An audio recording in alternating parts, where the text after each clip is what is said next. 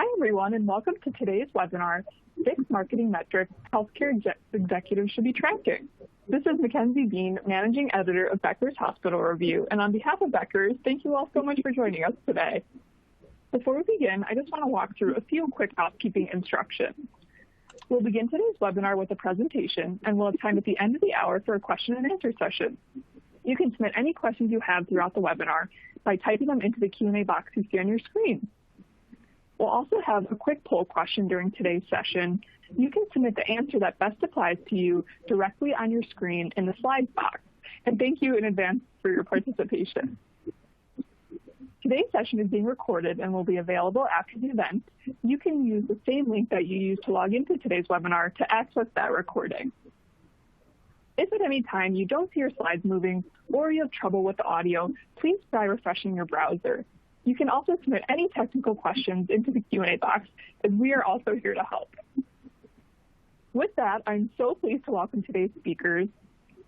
Joining us today is Carter Hallett, Director of Strategy at R2i, Rachel Karazi, Director of Media Services at R2i, and Mark Hansen, Director of Enterprise Marketing at Podium. Carter, Rachel, Mark, thank you all so much for being here today. Really looking forward to this presentation. So with that, I'll turn things over to Mark to get us started. Hey, thank you so much. We're excited to be here today, talk about 6 marketing metrics. And we always love partnering with Becker's and speaking with the attendees on these webinars. Before we dive in, before we kick off with our metrics discussion today, I'd love to just hand this over to Carter to hear a little bit about R2i and how they serve healthcare clients. Can I hand that over to you, Carter? Absolutely, yeah. So pleasure to be here today with everyone. R2i is a full-service digital marketing agency. We're headquartered in Baltimore, Maryland, though especially in these crazy times we're living through, we are across the country, and our talented team is across the country. Healthcare is one of our key verticals, and that's because we really see a major opportunity within healthcare to leverage technology and data to optimize experiences, both patient experiences, provider experiences, and also, for those of us who are marketers, to make sure that we are kind of optimizing our set there as well. We know that, especially coming out of 2020 and the impact of COVID-19, that patients have clearly demonstrated, the need for technology to support them across their healthcare decision-making journey. And in fact, but a lot of healthcare organizations have really kind of had to pivot and quickly make some changes over the last year to step up to that challenge. And so what we are kind of tracking from our perspective is, where is that gulf between the patient expectations and what our organizations are able to deliver through the integration of data, technology, and to that patient experience view. So overall, we're really focused on the idea of building trust within that patient ecosystem, and making sure that we're able to leverage technology to do that, as well as build awareness of services and meaningful moments over the course of the patient experience that we can then track and monitor over time. So I'm going to jump just to the next view. We sort of center all of our work through the lens of life cycle. And so this is an example of a patient life cycle, but certainly there are complementary life cycles we would look at for all of the other important audiences and stakeholders within the healthcare ecosystem. And as you can see, it's a circle, right? It's not just a linear journey. It's hopefully an ongoing, lifelong relationship that we are building with a patient. It starts with a moment of need. Along the way, we get them to come and receive care from us, and then return and advocate for our brand and our organization. And as we go through the phases of this patient life cycle, there are specific key touch points where marketing really can step up and optimize and move through to the next phase. And then behind the scenes, we can collect data to understand how are we doing as we move through each of those steps. So for example, patients can use tools like Podium in order to look at, when they're finding and considering care options. Can they ask questions digitally through web chat? Once they receive care and have a great experience and we follow up from that afterwards, can they pay their bills using digital tools? And then finally, how can we drive satisfied patients to leave reviews for us, so that we're able to then turn them into advocates and bring through additional patients to kind of come along with us on this journey. So just a very high level view of a very complex life cycle, but wanted to set the stage there for how we look at all the pieces kind of coming together. That's great. Thank you, Carter. I think R2i, I've worked with you on a number of different programs, and I'm always impressed with the level of professionalism and insight that R2i provides their clients. And it's a pleasure to have you guys on the webinar today. Before we dive in, I always like to get a little bit of a pulse check from the audience to engage with everybody. We want to ask a question and just get a little bit of a feel for where everyone's head's at. Which of the following initiatives are most important to your marketing team over the next 6 to 12 months? The options are improving local search rankings, reducing patient acquisition costs, optimizing channel or funnel conversion rates, improving patient satisfaction scores, improving return on ad spend, or all of the above. All of the above is kind of cheating, but I want to ask Carter and Rachel, when you guys take on a new client, where do you start here? Yeah, that's a great question. Go ahead, Rachel. Yeah, great. I would say the first thing that I like to start with is making sure that there's a strong foundation with conversion tracking, which will allow us to track a lot of these pieces. So making sure that pixels are properly placed, goals are properly set up in your analytics platform, and that you're able to really optimize towards them. So then you can optimize and take a look at a lot of these metrics like return on ad spend and patient acquisition cost. Yeah, and I would say that, thinking about that visual we looked at on the last slide of the circular and repeating patient life cycle, we also like to, use that as the lens to say, where are the current gaps and opportunities? So when we're talking to our clients about where to focus first, we want to say, where do you feel that you have the least clarity as we look along the patient life cycle? Where do you have the most clarity? Where are we seeing the most drop-offs? And that can be a good way to sort of rank and help us prioritize, because obviously all of the above, they're all important, right? But how do we kind of pick where we focus first? Yeah, I think that's a great point. Let's take a peek real quick at the results, and then we'll dive into the presentation. Looks like coming in at the top here is optimizing at almost 39%. Optimizing channel and funnel conversion rates. So we're definitely going to talk about that today as one of the pieces here, along with some of these other metrics. All right, so let's dive in. What gets measured gets improved. This is either from a quote from Robin Sharma or Peter Drucker. Who knows? To me, I did some research, and the internet isn't really sure where this comes from, but I love the sentiment, right? So it really is about focusing on the key metrics or the right things. And one of the things I kind of thought about recently, my wife and I took a trip. We took our kids to Boise, Idaho to visit some family.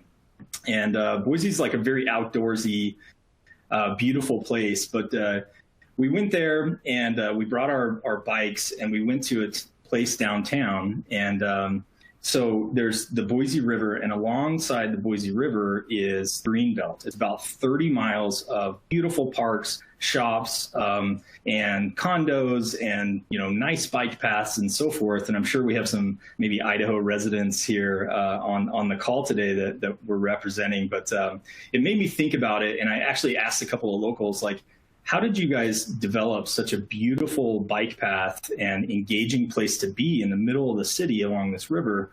And it turns out that it was a 20 to 30 year initiative. They focused on it, right? The city had focused on it, because the whole time I was on that bike path, I thought about my experience. I live in Utah, and I thought about, I go biking a lot, and there's just not we have a lot of outdoorsy places to be and great bike trails, but there's nothing like this green belt that I was on in Boise.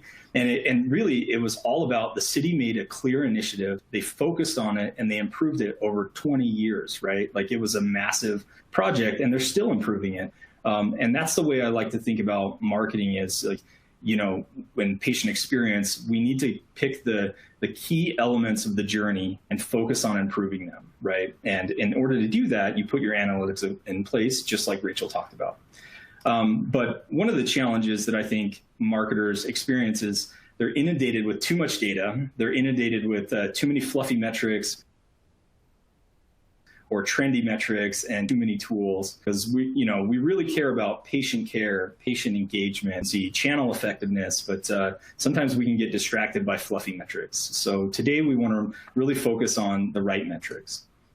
And one of the things that's important to me is in making sure that although simple metrics are great, actual patient insights are even better to couple that.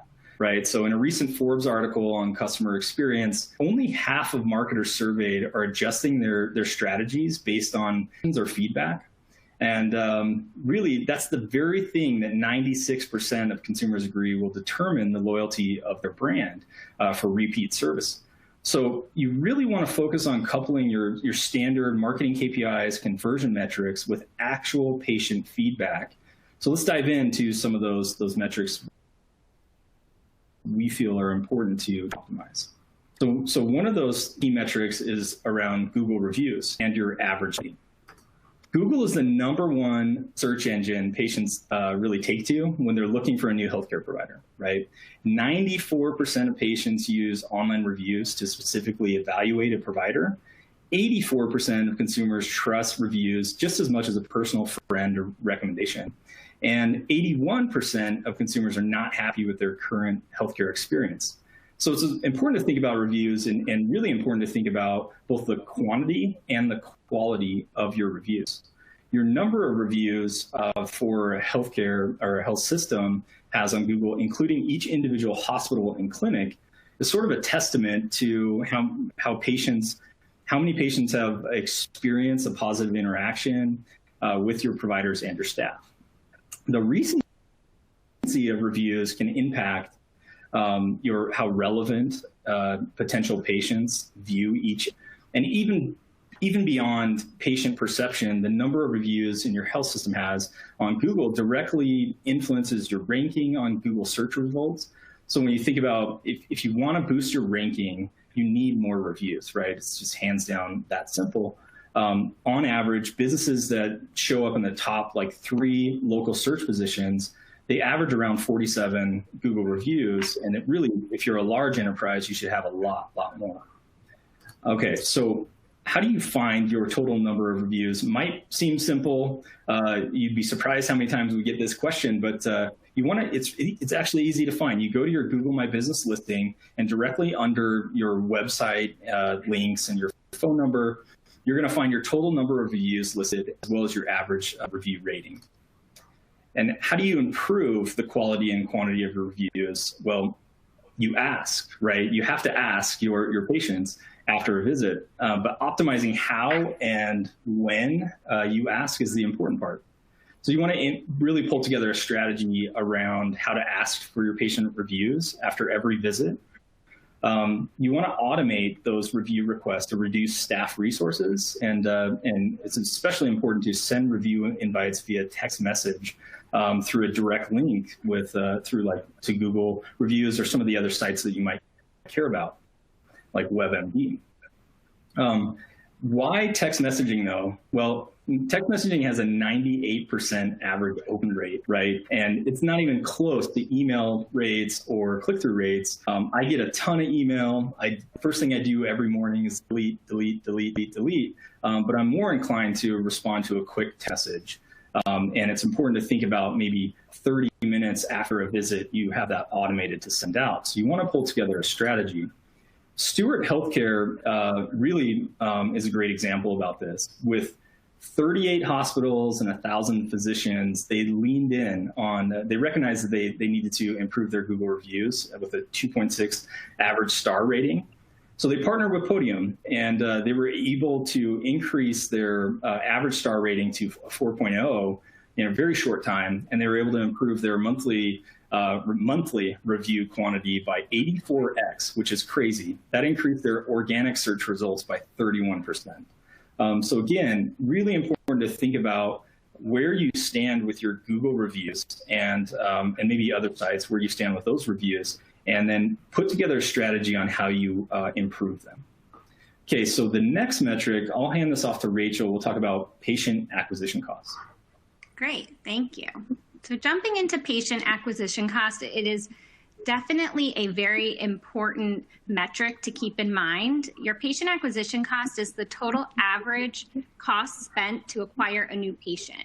And so when you're thinking about what you're spending to acquire that patient, oftentimes your first reaction is just marketing tactics or media spend, but it's also important to keep in mind salaries, agency fees, and any other overhead that you spent to acquire this patient. So this metric tells you how effective your patient acquisition strategy really is, and related to the cost, provides a general overview of your marketing budget. So if you notice your patient acquisition cost is starting to increase as you're starting to take on new marketing techniques or test out new opportunities, it's really time then to take a step back and revisit these tactics and channels to ensure that your patient acquisition cost isn't too high. So I would really recommend beginning any type of engagement or any type of campaign, setting goals so that you have an understanding or a benchmark of the patient acquisition costs that you're hoping to get to. And then I would also recommend creating some sort of test framework where you organize all of the tests, all of the launches, all of the implementations that you want to make. So then you really only focus on one at a time, and this will allow you to understand and report on what is driving up or down your patient acquisition costs. If you are altering too much at once, it makes it a little difficult. So to find your patient acquisition cost, you start with the total spend for acquiring new patients. So like I mentioned, that can be many different things, including marketing spend, ad spend, salaries, agency fees, commissions, overhead. There's many different costs that should be included in this. And so you take that calculation for a specific given time period and divide it by the number of new patients that are acquired in that time period. So the example here, a healthcare system spends $100,000 in ads and other marketing programs in Q1. And then you have to also add in the $200,000 for salaries and then the $50,000 for overhead. And as a result, it generated 40 new patients. So what you would do is take that $850,000 and divide it by the 40 new patients, and that gets you your patient acquisition cost. So a few recommendations here for improving your patient acquisition cost over time. Like Mark just mentioned, offer your patients a textable number. It's really a great low-cost opportunity to drive those patients. Add a web chat function to help your website to provide personalized help. So another lower-cost opportunity that really does drive and increase patient volume and conversions. And then, of course, pause digital marketing techniques that increase your patient acquisition cost beyond what is comfortable. So going back to the idea of setting goals, setting benchmarks so that you have an understanding of what makes the most sense for you and what you feel comfortable with. It's also important to think about how each channel may have a different acquisition cost, which is okay. Right? Like some channels and tactics are more higher funnel and others will really drive you towards that lower cost. And it doesn't mean that you should turn off those channels, but instead figure out what is reasonable by channel and tactic and really how it all works together to drive that attribution. And then, of course, you want it to improve over time. So if you're seeing it go in the wrong direction, taking a step back and analyzing what you did, looking at what you tested, and then going from there. All right, let's dive into marketing originated patient percentage, right? That's a mouthful. I like to think about it as like marketing sourced. Typically, we call that marketing sourced in B2B. B2C, it might be marketing originated patient percentage. Find out how if you're really, the question you're trying to solve is, are your marketing efforts converting new leads, right?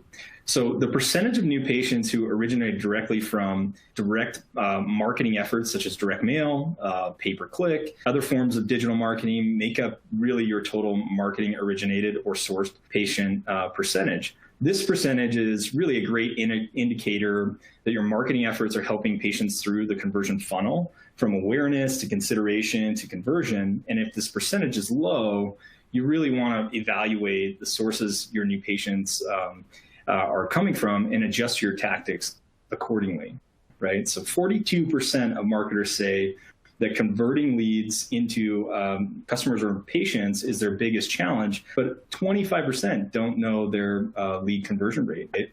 93 million Americans have made a health-related search online, and I think the stat comes from the last 2 years. Are your marketing efforts really converting that traffic, right? And the other thing to think about is patients who book healthcare appointments, really they run 3 to 4 times more searches online than those who don't book an appointment. So it's important to think about your channels and think about specifically digital and how you're converting them through the funnel. So how do you find your marketing originated patient percentage? Well, you divide the number of patients who originate as marketing leads by the total number of patients for a given time period. So here's an example. There's a health clinic that acquired a total of 55,000 patients in a given year. Maybe 5,000 of those came from radio ads about the clinic. Maybe 15,000 followed a link from a YouTube or social campaign, and maybe 10,000 originated and converted from other digital marketing efforts like email or digital ads, right? So you take that 30,000 total, divide it by your 55,000 of complete patients, right? And then that gets you to your 55% marketing sourced or originated patients in that year. And then you want to think about how do you increase that, right? If you're able to track that metric, how do you increase your marketing sourced or originated patient percentage? You want to invest in marketing channels that your patients frequent, right? I always talk about that with our own sales team internally. You want to fish where the fish are, right? Optimize the communication in each channel with text, maybe web chat or direct messages. Increase personalization efforts to build relationships, like one-on-one relationships, as much as possible with that through that patient journey. In a world like everything is on demand these days, we're all conditioned to know to expect on-demand Netflix, right? We've experienced Uber. We have DoorDash coming to our house. Today's patients, they increasingly seek out and prefer digital experiences, right? 71% of patients prefer to digitally schedule healthcare services, and 70% of patients say they're more likely to choose a provider that offers follow-up through text messaging. So a web chat solution can really help with that, to convert more leads to appointments quickly, to kind of help with improving response times and even resolving frequently asked questions. It'll also help to reduce your overall call volume if you can move to kind of a digital solution like that, like web chat. In fact, one Podium customer, they're a large national health system, they were able to achieve a 60% average lead to appointment conversion rate in just 5 months of Podium's web chat. So really important to kind of understand your marketing originated patient percentage, what are the channels that are impacting that, and figure out how can you increase that percentage or make them more effective. All right, so I'm going to hand this over to Carter to talk about the percentage of patient acquisition costs. Great. So I think, when we talk about the marketing percentage of patient acquisition costs, this can at first sound kind of similar to some of the things that we've already talked about today. But really, the picture here is painted when we look at all of these metrics together. And what the marketing percentage of patient acquisition costs shows us is specifically when we look at, what is the impact that marketing is having when it comes to acquiring new patients, and what are some areas that we can define as successful or areas that we can define as opportunities for growth. What we're seeing, across over the past several years is again, a move towards a more personalized patient journey. I think you've heard a couple of us say that today, and I think that's a really important theme coming out of this. For example, we're seeing a 400% increase in searches for best healthcare services near me. So patients are not suddenly, but are adding now kind of this geo modifier to their searches and trying to get more specific there. Patients want to be able to receive marketing communications on their terms. And so 80% of them, they're 80% more likely to engage if your website is mobile friendly. And then when it comes to kind of learning more about a service line or a procedure that they may be interested in, they would rather see, maybe in a video format versus reading long form about a product or a service. So when we think about, again, the marketing percentage of patient acquisition costs, what we're really trying to understand is, what is a benchmark for where we are now, and how can we look at that percentage over time and how it might change? So, for example, a higher percentage of marketing costs out of patient acquisition costs might tell us that we are, if we are a new brand, maybe that's right on. Maybe we need to be spending a little bit more to build our awareness and get kind of a baseline of patients who are knowledgeable about us and loyal to us. If we're a more established brand and we find that we're spending a high percentage as marketing of the patient acquisition costs, maybe that tells us there's some efficiencies that we can have. Rachel and I have several healthcare clients where when we've looked at this over the past couple of years, it's led us to think about some more agile marketing channels or media channels. So for example, perhaps we can modify some of our investment in TV from traditional linear television to connected digital TV. We can be more specific there, both in the people we want to reach, the places we want to reach, et cetera. So it just gives us some areas of opportunity and growth when we look at really the effectiveness of our channels. So it's a simple calculation. As Rachel talked about earlier, the total patient acquisition cost is inclusive of the hard costs for marketing, the internal costs, the salaries, the administrative piece, as well as kind of the sales portion of this. And so to calculate this, we just need to isolate which percentage is specific to marketing. So in this example, we have a system that is spending about $200,000 on marketing in a given time period out of a total sales and marketing cost of $40,000, which gives them a 50% marketing patient acquisition cost. That's, generally we see a split close to 50-50. If it was significantly higher than this, if we were saying 75% or more, that might tell us that there's some movement that needs to happen. Moving kind of into what we do with this, how do we improve or optimize this? Again, a high percentage of marketing cost here is not necessarily a bad thing, but it might tell us we need to kind of refine and look at the channels that we are targeting patients on and make sure that they're the ones that they really prefer to visit. So look at their preferences, look at the current channel performance, see if there's areas we could test and try new things there. Another opportunity here is to focus on shortening that patient decision-making journey or life cycle. So we want to offer patients value earlier on so that it's easier for them to make the step to move to conversion, whether that's completing a form, making an appointment, whatever we're defining conversion as. We can do that through high-value content like frequently asked questions, easy-to-find contact information, maybe even some of that video content that they're really looking for. And then finally, we want to make sure that we're focusing efforts on improving patient experience throughout the whole process in the things that marketing controls, the things that are digital, and also the things that marketing doesn't control, like the in-office experience. So we want to think holistically about the overall patient experience so that, a really great marketing journey isn't, thrown off by maybe a poor experience at the front desk or with the call center. So think about it holistically so that patient reviews are really reflective of an overall optimized holistic experience. And I will turn it back over here to Mark. Yeah, that's great. So let's dive into patient satisfaction scores real quick. These to me are near and dear to my heart. I've been involved in a lot of different programs where we're looking at customer or patient satisfaction scores. It's a really good indicator, right, of pulling back some feedback on how your team internally can improve. So patient satisfaction score is your internal metric, different from an external kind of review, public review metric, right? You can really only collect it from surveys or feedback requests that you're sending, and your public reviews are kind of an important part of the acquisition, but just as critical is pulling back that internal feedback to provide your own organization, just like Carter was talking about, you don't want to have a great patient journey and then ruin it with like a poor experience in the office or a front desk experience or something. So you want to kind of holistically track your total score and grab that feedback and route it back. You can ask for specific feedback with patients that they really, a lot of times they may not feel comfortable posting publicly, or it might vary visit to visit, right? They might have a great experience the first time, and the second time they come back for a visit, they had a poor experience.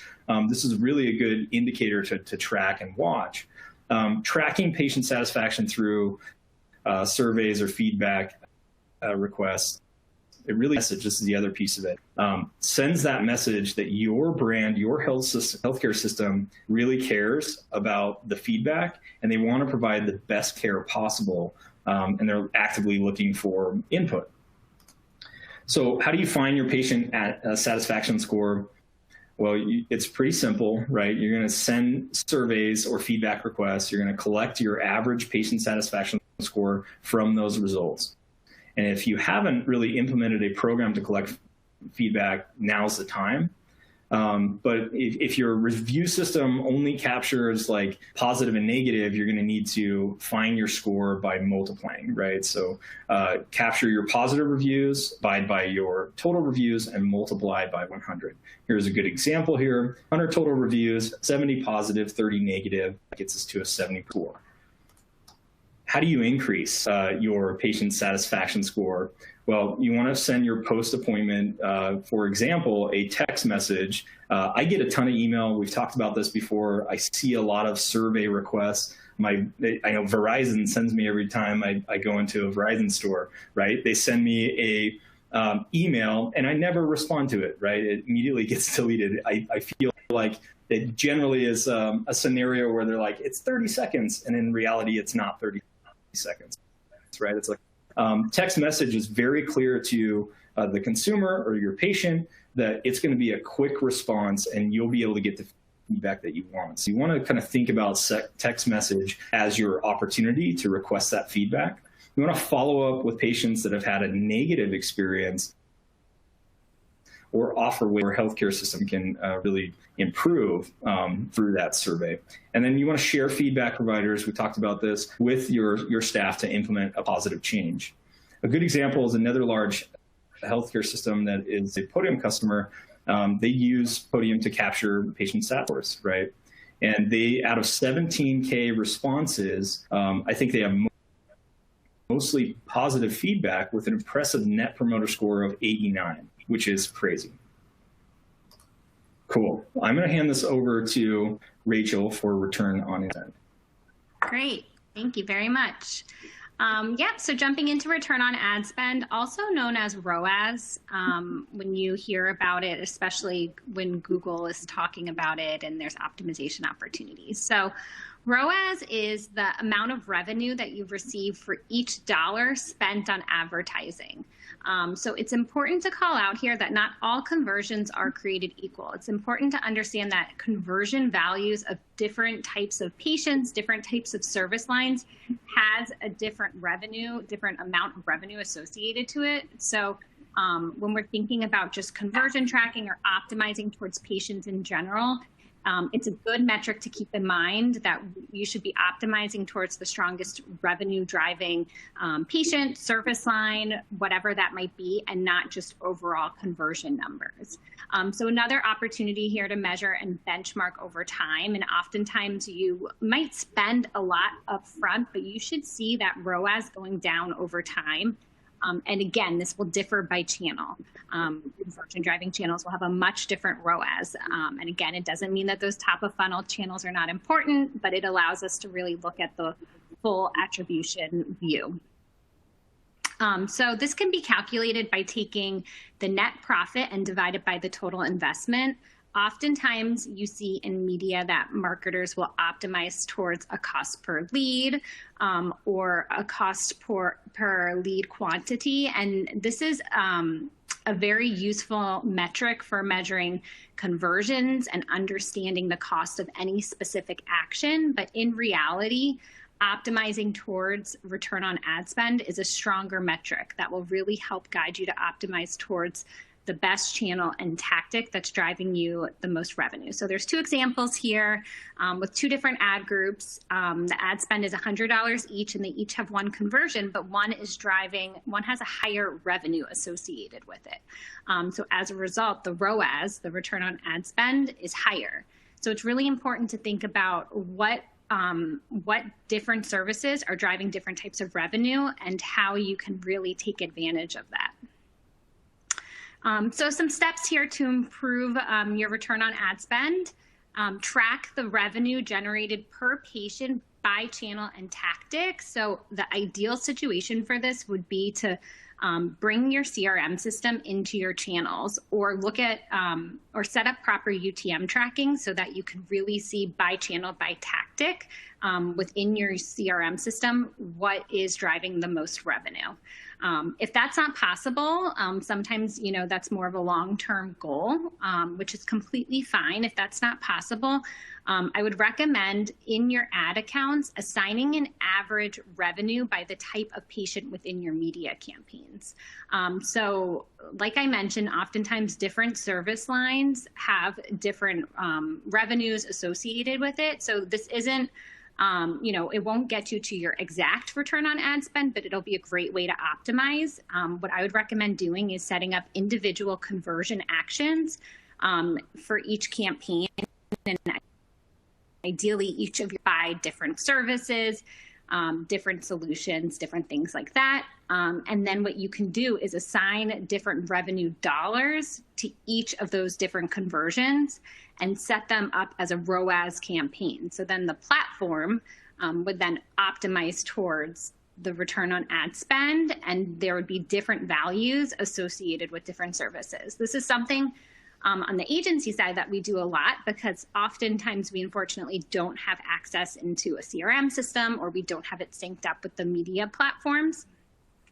So what we would do is do a deep dive with the client to understand what service lines are driving what revenue and how we can really organize the campaign so that we can track the return by each one.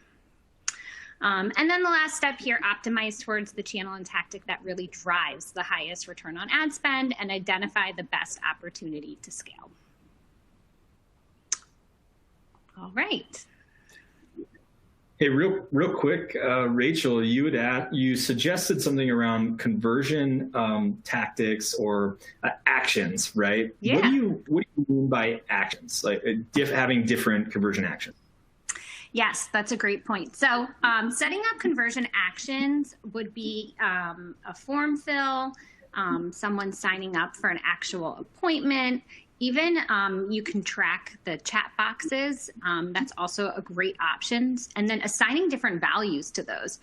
You can even click on add conversion actions or tracking to clicking on buttons if there's specific buttons that are important, like people looking at hospital wait times or directions. You can even track phone numbers being called. And a lot of these metrics have, different level of importance based on your business, based on your company. So that, being able to weigh them in different ways really helps typically, Google or any other platform that you're working in optimize towards what you find to be the most important. Yeah, that's great. I think that's always important to remember that the definition of a conversion can vary based on what you're trying to get a lead to do, right? Absolutely. So I love that.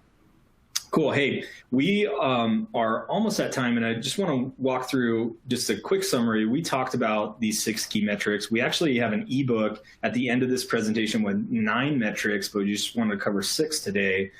We talked about total Google reviews, both the quantity and quality of those reviews. We talked about patient acquisition costs, marketing originated patient percentage, marketing percentage of the acquisition costs, patient satisfaction scores, and return on ad spend, or ROAS. A couple more slides here, and I've seen a number of questions in the chat around, will these slides be available? Absolutely, they'll be available. You can download them. But before we end, I wanted to go through just a quick note about Podium. And really, if you're thinking about these metrics or any others, R2i and Podium are here to help. We can really lean in and help here. Podium, if you're unfamiliar with Podium, is a platform. It's a leading platform for SMS marketing and SMS patient engagement to improve every stage of your patient lifecycle, so you can really engage with the right patient at the right time through the right channel. You can start more conversations with patients who are searching for your services. You can convert those conversations into patients and appointments, and then retain and grow your brand loyalty, earn repeat patients and service, and then build on advocates for your health system. So Podium is quite diverse. We serve over 60,000 businesses, multi-location businesses globally, and we help we partner with our healthcare customers to really win more market share, compete, and provide a modern and on-demand patient experience, and then really improve that speed and internal business efficiency. So that about does it for us. And I'm just going to turn this back over to Mackenzie for Q&A, and we'll stick around on the line for more questions. But if you're curious about some other metrics, you can go to the link right on your screen there, the i.podium.co/9metrics, to get the full ebook and read some of these examples that are listed here. And I did see one question about some of the stats that are referenced in this, and you can find the sources for those stats directly in that ebook. Wonderful. Well, Mark, Carter, Rachel, thank you so much. This has been such an insightful presentation. Appreciate you walking us through these metrics. Like Mark said, there have been a lot of great questions already rolling into the Q&A. If there are still questions you'd like to pose to our audience, or to our speakers, please feel free to submit them now by typing them into the Q&A box you see on your screen. The first question is from an audience member who's asking, which dashboard or analytics tool would you recommend for monitoring, measuring performance? I can kick that one off. I think we all probably have perspective here, but from my perspective, the best dashboard or analytics tool is the one you already have. I think, you got to start with where you are, and we know very well that it can be a complex process to switch tools depending on what you're looking to do from an analytics perspective. So often one of the first things we do with our clients is we want to see where you are, what you have today, what can we immediately kind of improve with that before we make a recommendation. But there are a lot of different tools out there. And Rachel, I don't know if you want to talk a little bit about maybe some of the ones we see with Google, for example. Yeah, definitely. Yes. To echo what Carter said, it is absolutely very important to, always have, something to look back on if possible, and have some benchmarks. And so leveraging the tools that you already have, and deciding on one source of truth is very important as a business. So you really understand what everyone agrees on what they're looking at. As far as individual tools, Google Analytics is a very important tool, or your analytics platform, if it's different than Google Analytics. Just to make sure that you are properly setting up goals and engagements and can track towards them. And you can bring those goals and engagements into your Google Ads campaigns. So that can eliminate, some additional pixel placement if that's something that you're not interested in, but you can also set up additional pixels within the platform to garner some additional results. Yeah, I love that. And I have a little bit more of a complex answer here, but because a lot of the ways you're going to leverage marketing channels, these platforms are going to have their own unique insights and analytics, right? So Google Analytics has their platform. If you're running digital media through social, right, you're going to have analytics there. And what I've found, at least in my career as a marketer, is one of the most beneficial things that we've always done is to be able to pull all these multiple data sources into a data lake, right? So you can pipe your Salesforce data and your marketing automation system data and your external ad spend data, maybe satisfaction score data, all into a data lake. And then you can pull that into a system like a Domo or a Tableau to then visualize, right, how you're seeing success. I think it tends to be quite complicated, right? And you typically need a BI team to help execute that, but that's always been most beneficial to me, because it's, hopping system to system to system to review analytics becomes complicated sometimes. So. Yeah, that's right. Looking at the data in aggregate is the most valuable way to do it. Mm-hmm. Yeah. Perfect. Thank you all for weighing in there. I think that's helpful for our audience to know. The next question is, how useful are point-of-patient checkout satisfaction surveys? Yeah, I mean, I have a little perspective from sort of a patient experience perspective. Mark, I'm sure you do as well. I would say, so, thinking about how we all feel as individuals when we are playing the patient role, when we're the ones sitting on the crinkly paper, I think right at the point of sale is a good time to sometimes capture feedback, but the patient may not really have thought through how they feel about the full experience, right? I might have received a prescription that I need to now go fill, or follow-up test results, or, so sometimes it's a little bit premature. And so one of the things that we like about, using Podium is that we can follow up with a patient, maybe through text message, in a way that feels a little bit more natural. Because oftentimes, when I'm leaving the doctor's office, I've just gotten dressed again, I'm thinking I got to hurry up and get back to what I need to do. I don't really have time to give, well thought through kind of feedback, and so we want to make sure that when we're asking for feedback, we're doing it in a way that's going to garner the most accurate and real perspective. Yeah, I feel the same way. We've had a number of clients come to us, and with that ask, they want to maybe switch from a checkout perspective to a digital one-to-one kind of direct personal text message perspective because of that. And typically we find that might be 30 minutes after a visit to an hour after a visit, where people have had a chance to get to where they want to go next, right? To take care of what's going on and maybe process how the whole experience was. I feel that way as a consumer. There's even on a retail side, if I bought something, I'm not going to take an extra second to actually fill out an iPad or something. I'm going to be on my way later and I'll fill that survey out. Perfect. Sounds like, something about meeting patients where they're at and their needs. So thank you both for weighing in on that one as well. Another audience member is asking, is there a benchmark for what your average cost per new patient should be? Yeah, that is a tricky one. Unfortunately, it varies so much by the service line, by the actual hospital system or healthcare company, and it's really important, going back to saying the word benchmarks. I know we've said it a lot, but it is really important to set some benchmarks and really track against yourself, and really you want to continue to see improvements against your own cost over time. Great. Thank you for outlining that, Rachel. The next question is, can Podium prevent negative reviews from being posted?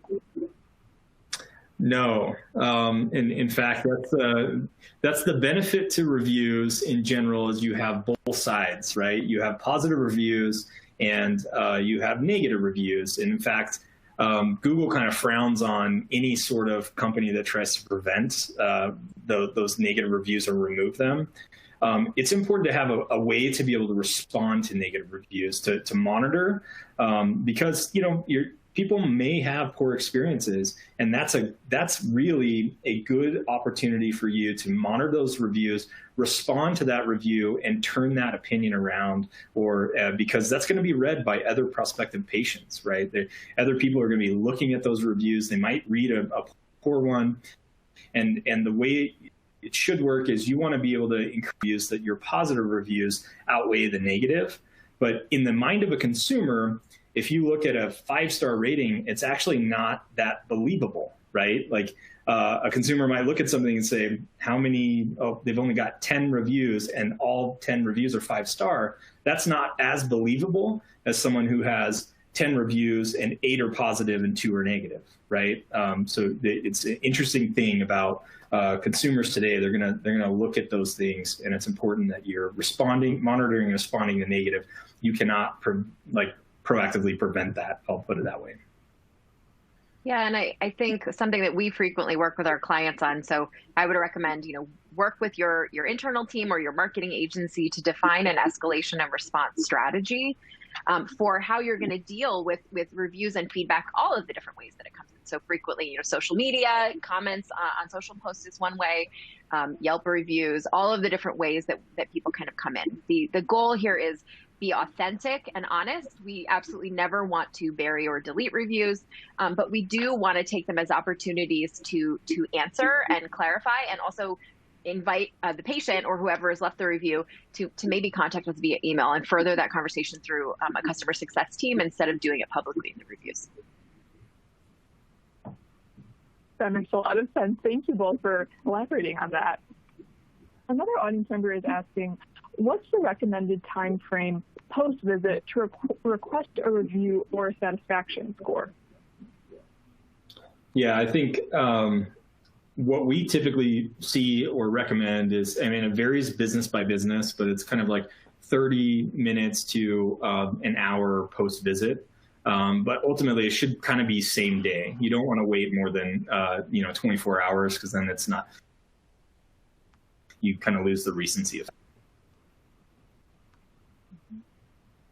Wonderful. Well, Carter, Rachel, Mark, I just want to thank you all again for such an excellent presentation, and thank you to Podium for sponsoring today's webinar.